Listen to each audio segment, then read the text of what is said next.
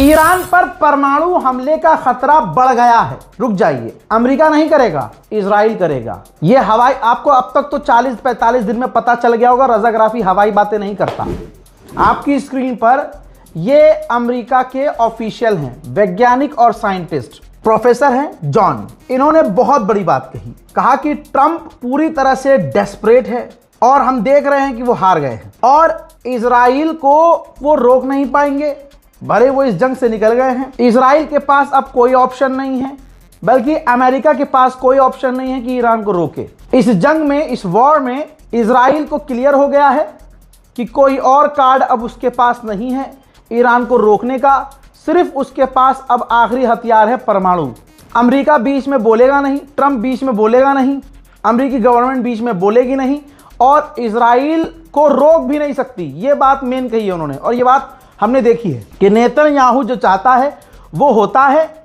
और John, professor John जो scientist भी हैं, इन्होंने कहा है कि अमेरिका चाहकर भी इजराइल को नहीं रोक सकता और इजराइल ईरान के खिलाफ न्यूक्लियर वेपन इस्तेमाल कर सकता है और वो करेगा। मेरे दोस्तों, ईरान पहुंच गई है डेलीगेशन। मैं रात को लाइव अपडेट दे चुका हूं, आपने नहीं देखी तो वो आपकी गलती, हम तो लाइव अपडेट दे रहे थे। लेकिन भाई, ईरान के जो पार्लियामेंट स्पीकर ने फोटो पोस्ट की है जब वो जहाज में थे और रास्ते में थे, पाकिस्तान जा रहे थे। उन्होंने लिखा, मेरे साथी, मेरे कंपेनियंस। ये देखिए, जो मेनाब की बच्चियां मारी गईं, उनकी याद में उनकी तस्वीर और बस्ते, जूते उनके, ये उनके बस्ते और उनके जूते रखे गए सीट पर। अल्लाह की कसम, ईरान दिखा रहा है दुनिया को कि देखो अमेरिका, इजराइल ने किया क्या है और लीडर किसे कहते हैं। असल में ये वही बैग थे, ये वही बस्ते थे, ये कोई डमी नहीं थी, असली बैग लेके पहुंचा है ईरान। ईरान के पार्लियामेंट स्पीकर, खुदा की कसम लीडर हो तो ऐसा। भाई, वो तमाम बच्चों के असली बैग जो धमाके में मिले, जो बच्चियां मारी गईं, भाई ईरान के स्पीकर पर हमें पूरा भरोसा है कि जो जज्बात के साथ और दिमाग के साथ और इतनी हिम्मत से पाकिस्तान गया है और जिस अंदाज में गया है, जिस तस्वीर को उन्होंने शेयर किया है, हमें यकीन है कि ईरान नहीं झुकेगा और इन बच्चियों का खून रायगा नहीं जाएगा।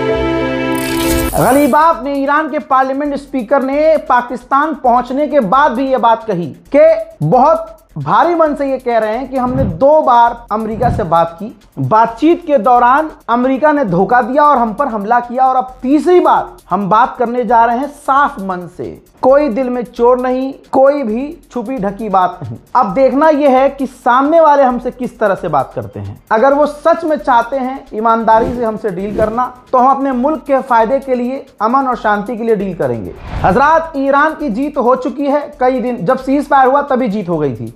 अब आप एक और नई चीज देखिए, साउथ अफ्रीका की ईरानियन एम्बेसी ने पोस्ट किया है कि बातचीत होने से पहले प्री कंडीशंस एक्सेप्ट कर ली गई हैं, यानी हमारी कुछ कंडीशन पहले ही, बातचीत से पहले ही एक्सेप्ट कर ली गई है। मेरे दोस्तों, CNN ने जो रिपोर्ट खोली है, कुछ दावा किया है, वो जानना जरूरी है।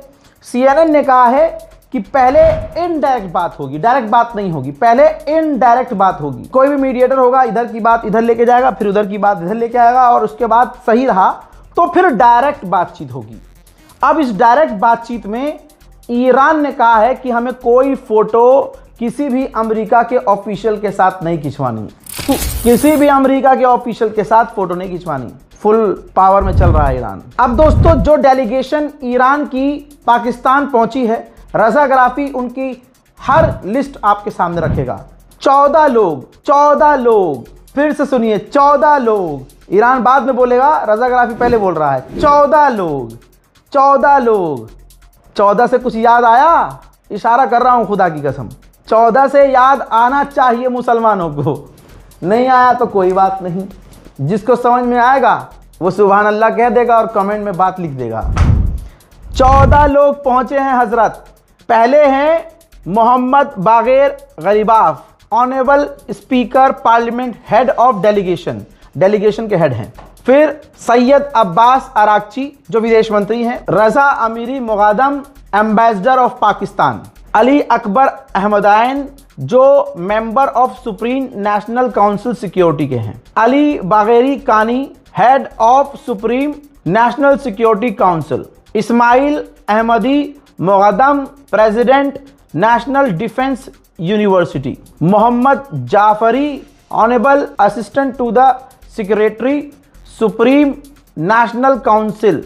Nasir Hemmati, governor central bank of Iran. Kazem Gharibabadi, deputy foreign minister, ठीक है। मजीद तख्ते रवांची, ये भी डिप्टी विदेश मंत्री हैं। विलोलाह नौरी, ये भी डिप्टी विदेश मंत्री हैं। इस्माइल बागाई, ये भी डिप्टी फॉरेन मिनिस्टर और स्पोक पर्सन ऑफ मूफा है। अबू फजल अमोई, ये मेंबर ऑफ पार्लियामेंट हैं। फिर मोहम्मद नबवीन, ये भी मेंबर ऑफ पार्लियामेंट है। ये पूरी डेलीगेशन मैंने आपके सामने रख दी है।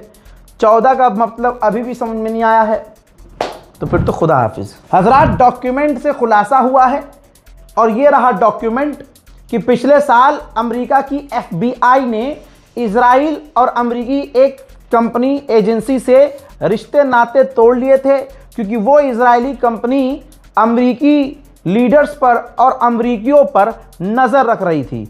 FBI को पता चला और FBI ने उस इजरायली कंपनी से रिश्ते नाते तोड़ लिए। इस बात से आप लोगों को क्या पता चला?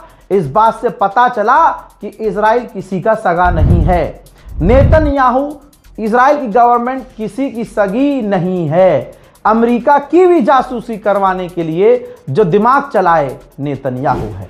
ऐसा नहीं है कि सारा दिमाग अमेरिका और इजराइल के पास है, दिमाग तो लाला ईरान के पास भी है और ताकत भी ईरान के पास है। यह कितनी बड़ी बात है, 2 न्यूक्लियर पावर देशों को ईरान ने धूल चटाई और अनभक्तों काम पे लगो, उठाओ अपना तेल चटाई। हजरात, बैक टू द पॉइंट, ये रिपोर्ट देखिए, टेलीग्राफ की है। सैटेलाइट इमेज और कई तरह की रिपोर्ट से खुलासा हुआ है कि ईरान बड़ी तैयारी में है। ईरान तमाम रास्तों को, रोड को ब्लॉक कर रहा है।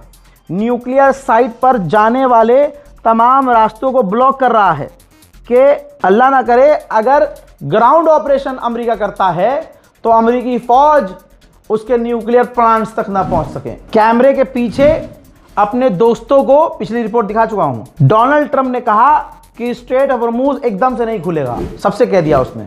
और अब कैमरे के सामने आया है ये आगे तो कह रहा है कि स्ट्रेट ऑफ हॉर्मुज बहुत जल्द खुलेगा, चाहे ईरान के साथ चाहे ईरान के बिना, और कोई पैसा स्ट्रेट ऑफ हॉर्मुज से गुजरने के लिए नहीं लगेगा। और हम ज्यादा बात नहीं करेंगे। हजरात, बात करेगा कैसे?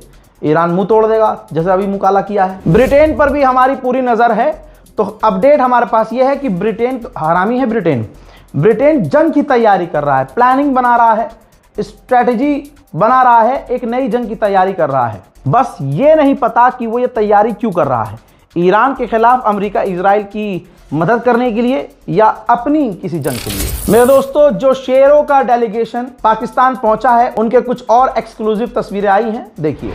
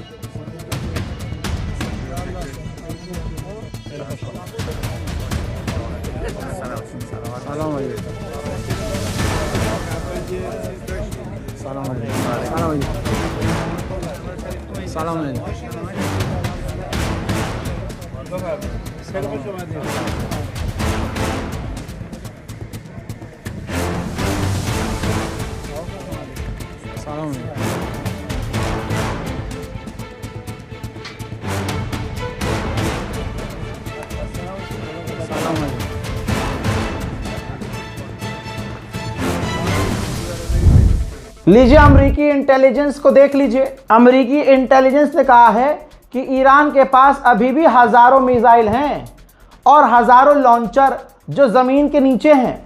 ले भैया ओम फो, एक गुलाबी सुअर ने कहा था कि हमने ईरान की मिसाइलों को तबाह कर दिया, ईरान की मिलिट्री तबाह हो गई, बर्बाद हो गया ईरान। उधर नितिन यादव मतलब अंधभक्तों के फादरलैंड नेतन्याहू, उसने कहा था कि ईरान के हमने लॉन्चर को तबाह कर दिया।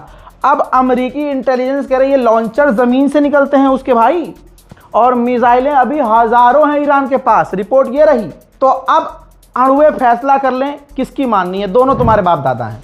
अभी 2 दिन पहले मैंने दिखाया और बताया था कि नेटो का चीफ पहुंचा था ट्रंप से मिलने।